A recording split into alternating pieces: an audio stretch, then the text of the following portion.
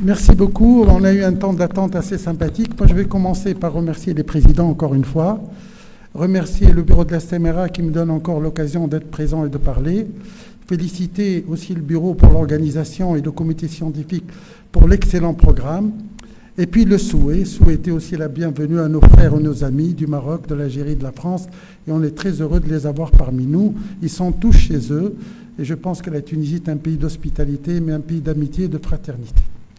Et puis remercier mon ami Béchel Lozir qui m'a donné cette question dont je n'ai trouvé aucune référence dans la littérature.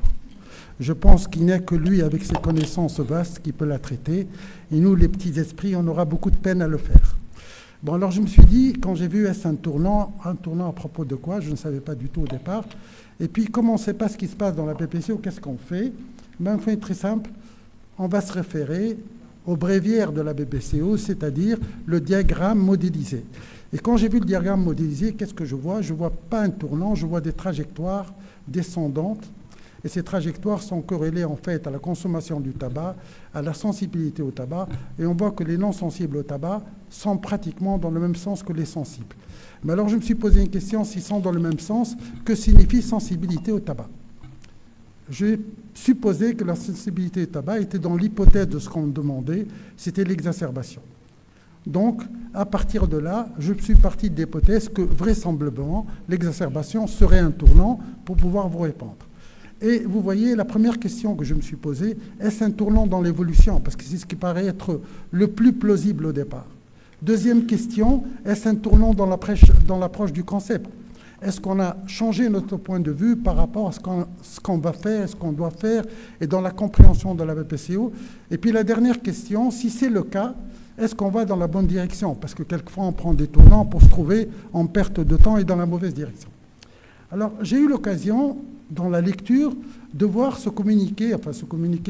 cette circulaire de l'HAS, comme ça, je suis tombé par hasard, 27 mars 2003, la BPCO reste longtemps méconnue, souvent révélée par une exacerbation, et cette complication grave est souvent un tournant évolutif de la maladie. J'ai dit, enfin, je trouve le mot tournant. Et ça m'a consolé encore pour aller un peu plus loin. Et vous voyez qu'il a fallu attendre de 1976 jusqu'en 2016 pour que ce monsieur Hilas conçoit que l'exacerbation, c'est elle qui va mener justement ce chemin unidirectionnel en chemin avec des tournants. Et vous voyez qu'elle soit légère, modérée, vous voyez que les lacets, ce sont les tournants de montagne, commencent à devenir de plus en plus importants. Donc si elle est légère, on prend un petit tournant. Si elle est modérée, on prend un tournant plus important. Et si elle est grave, on prend des grands tournants avec une vitesse de chute vers l'handicap et vers la mortalité qui serait importante. Donc là, on était quand même satisfait. On se disait, l'exacerbation joue un rôle important dans l'histoire naturelle de la pathologie. Et puis j'ai vu cet article de 2023, BPCO au-delà du VMS. C'est-à-dire que le VMS n'est plus le critère principal.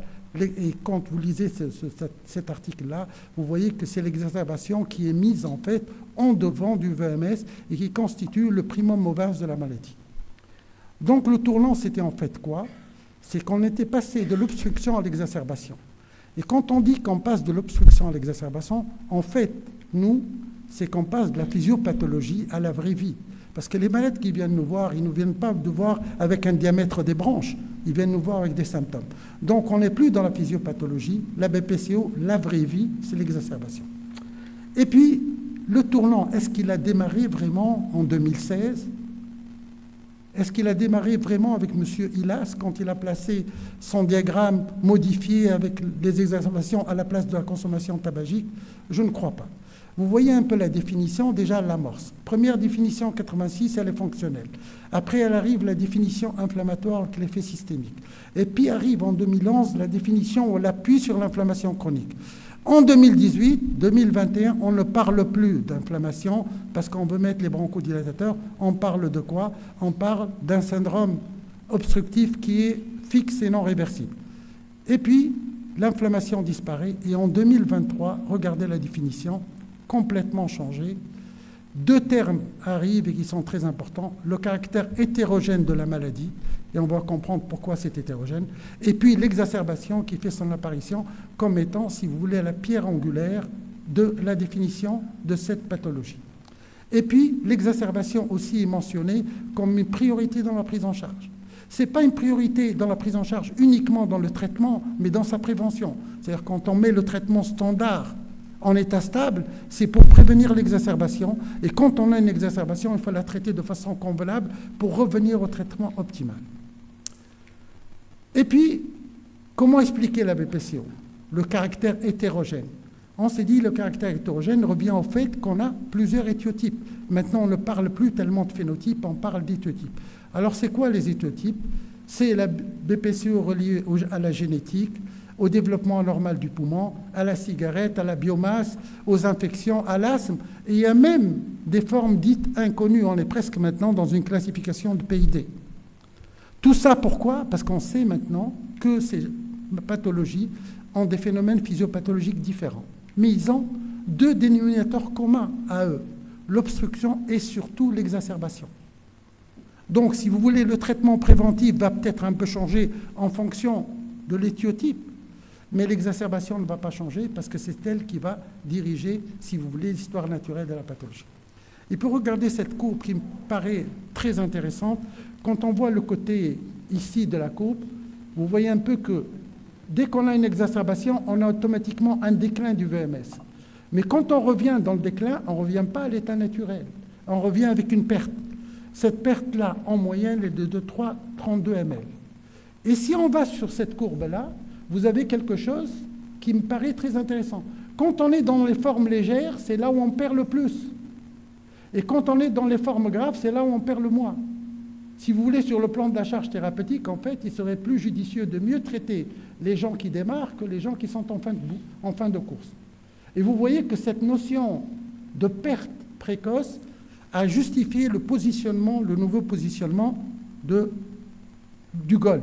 Parce qu'actuellement, on parle de quoi? On parle de pré-BPCO. En fait, le terme des pré-BPCO, c'est-à-dire qu'il n'y a pas de syndrome obstructif, mais il n'y a que des manifestations cliniques, radiologiques et fonctionnelles qui ressemblent étrangement à celles de la BPCO. Cette notion-là n'est pas récente. Pour ceux qui ont connu la BPCO bien avant, en 2001, déjà, on avait le stade 0, c'était le stade à risque, qui a disparu en 2006. Quand on regarde le stade 0 de 2001, vous voyez qu'on voit quoi? Une exploration fonctionnelle normale, plus des symptômes, et qu'on doit considérer comme une BPCO parce qu'il y a un tabagisme sous-jacent, ou actuellement des expositions sur le plan de la pollution. Et puis le deuxième point, c'est le prisme. Le prisme, c'est un VMS inférieur à 80% avec un ratio VMS sur CV conservé.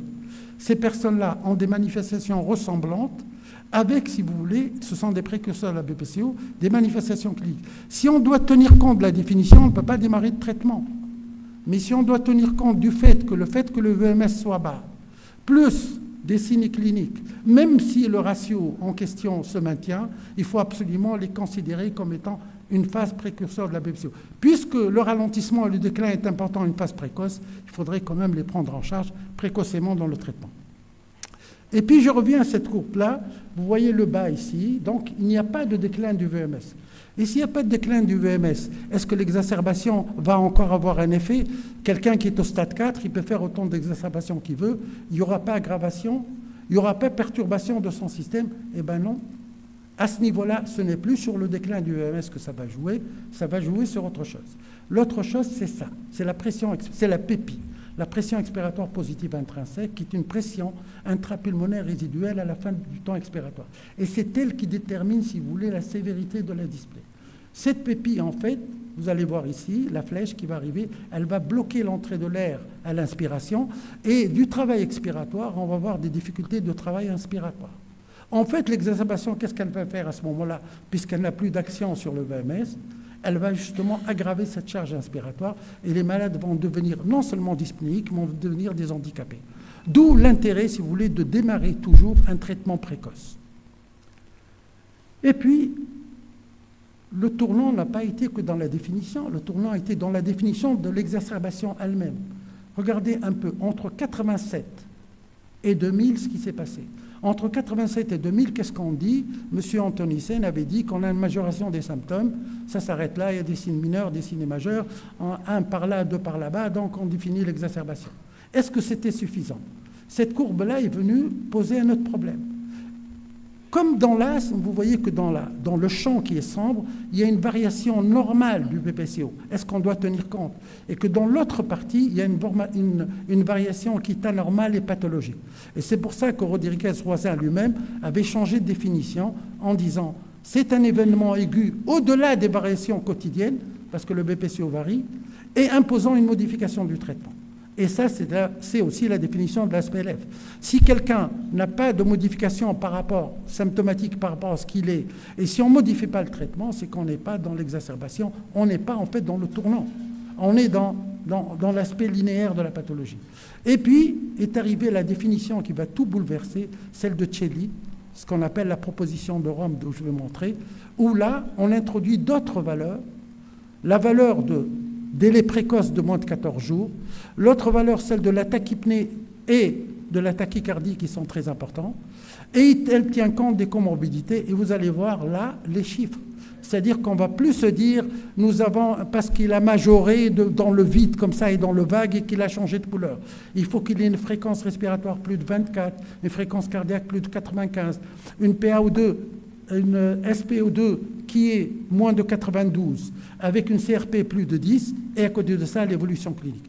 Donc on est parti déjà de normes qui sont très précises. Vous allez dire pourquoi? C'est parce que le concept de la PCO a pris le tournant d'aller plus sur référence exacerbation que référence VEMS. Et là, voilà la définition de la BPCO Gold 2023, aggravation de la dyspnée dans un délai de 14 jours avec une inflammation d'origine infectieuse, polluante ou autre chose.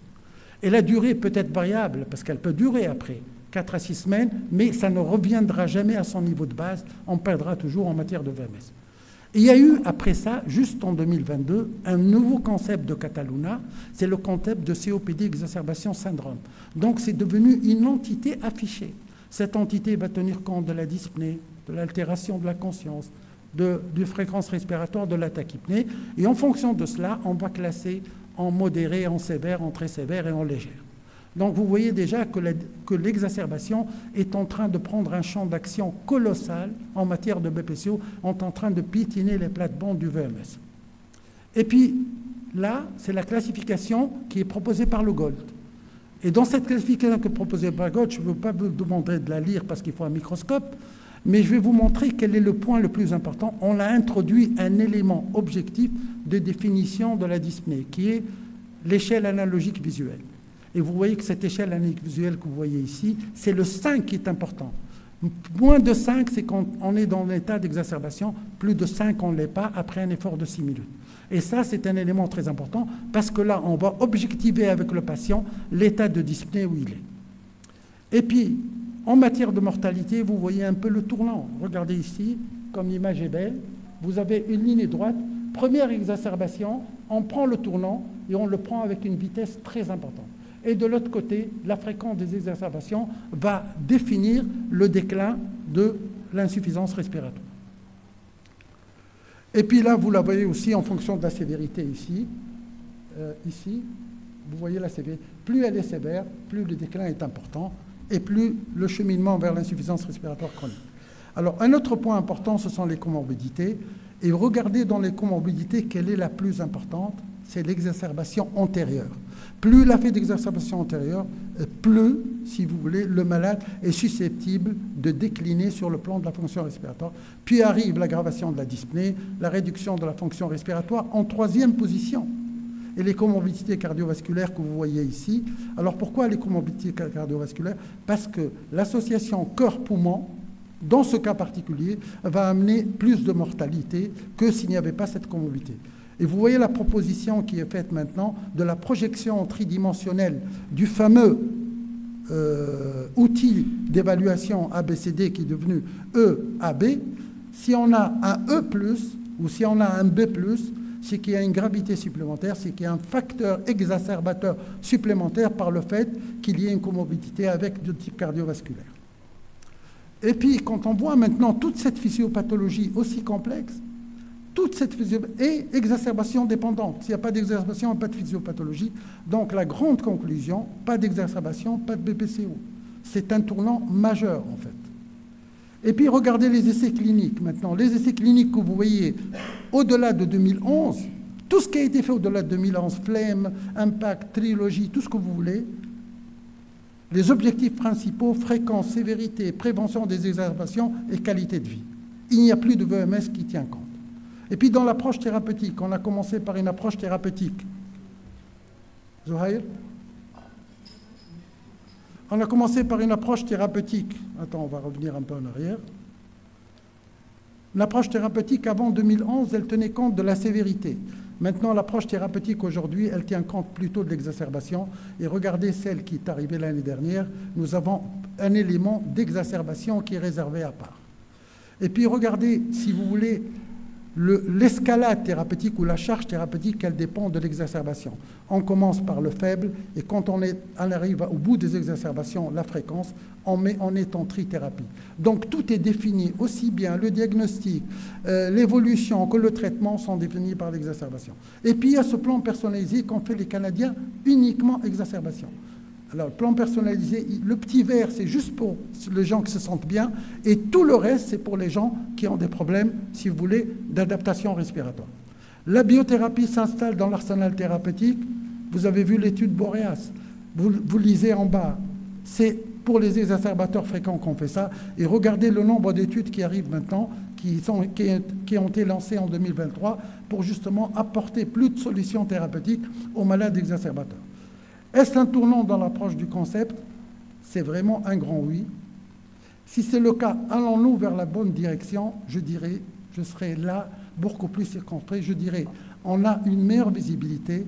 L'exacerbation tient plus de place, c'est la pierre angulaire, mais attendons l'avenir pour mieux voir. Alors, l'application pratique, ça c'est une conclusion tout à fait personnelle que je vais vous soumettre. Dans l'application, parce qu'il faut voir s'il y a une application pratique quotidienne. Je me suis dit, on est devant, en gros, deux situations. Première situation, nous avons le malade qui consulte normalement dans une visite de routine systématique en état stable. Première question à poser, est-ce qu'entre les 3 mois ou les 6 mois, vous avez pris un traitement additionnel? S'il répond non, c'est qu'on est dans l'ajustement du traitement. S'il répond oui, c'est qu'on est dans l'optimisation du traitement parce qu'il y a une exacerbation. Deuxième situation, c'est le patient consulte dans un état d'exacerbation. Voilà ce qu'il faut faire, à mon avis. Ce chemin-là, cette feuille de route doit être respectée. Reconnaître l'exacerbation pour éviter justement les diagnostics différentiels, parce que c'est des malades à comorbidité. Apprécier sa sévérité, sa gravité. Déterminer la cause. Établir la prise en charge optimale. Mais le point le plus important, c'est optimiser le traitement de fond, parce que c'est en prévenant l'exacerbation qu'on prévient le risque de descente et qu'on évite des tournants un peu trop brutaux. Voilà, je vous remercie pour votre attention.